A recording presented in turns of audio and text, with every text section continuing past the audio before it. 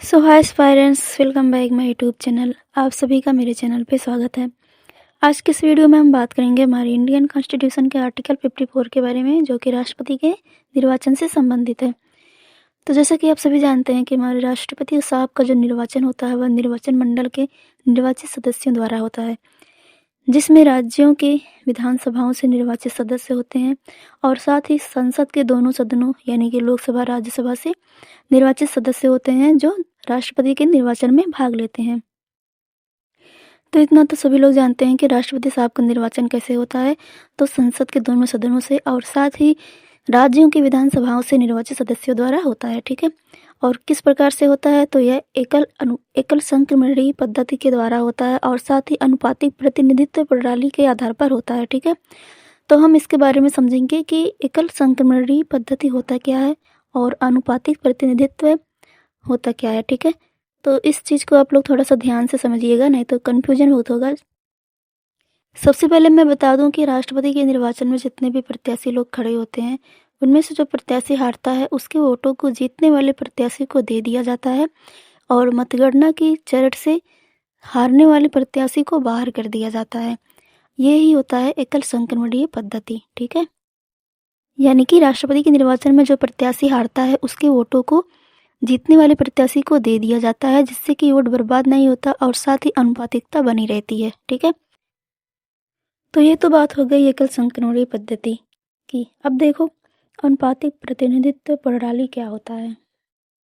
सबसे पहले देखो, जो हम वोट देते हैं सरकार को, यानी कि जब जनता सरकार का चुनाव करती है, जब जनता सरकार के लिए अपना मत देती है, अपना वोट देती है, तो वह केवल एक ही प्रत्याशी को अपना मत देती है, अर्थात एक ही उम्मीदवार को अपना वोट देती है। ऐसा नहीं है कि जितने भी खड़े हैं सबको वोट दें, तो वैसा नहीं होता।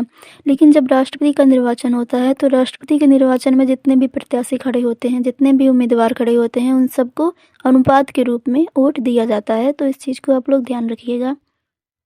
और राष्ट्रपति का निर्वाचन जो होता है वह अप्रत्यक्ष रूप से होता है, ठीक है। अब देखो अनुपातिक प्रतिनिधित्व प्रणाली किस प्रकार से होता है।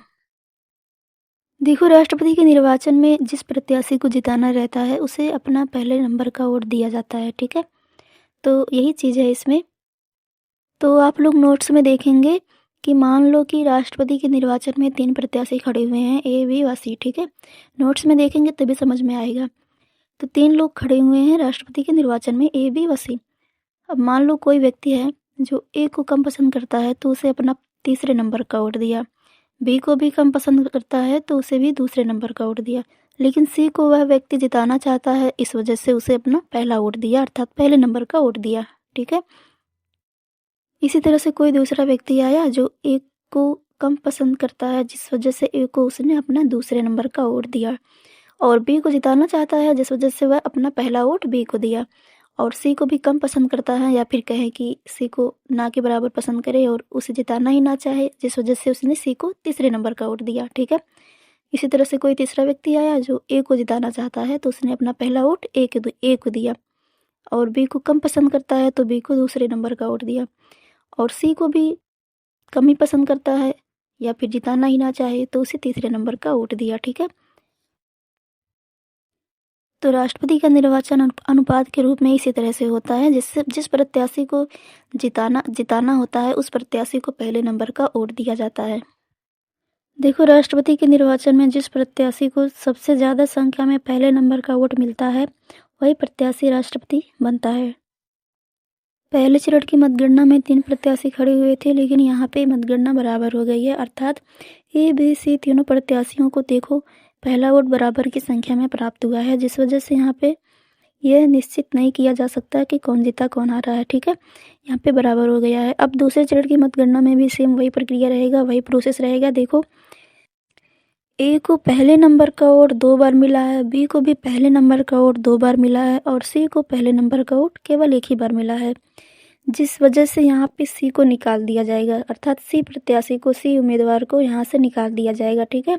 क्योंकि यहाँ पे सी को पहले नंबर का वोट केवल एक ही बार प्राप्त हुआ है और इसके अतिरिक्त ए और बी को पहले नंबर का वोट 2 बार प्राप्त हुआ है, तो यहाँ से सी को निकाल दिया जाएगा और सी के वोटों को, सी के मतों को जीतने वाले प्रत्याशी को दे दिया जाएगा।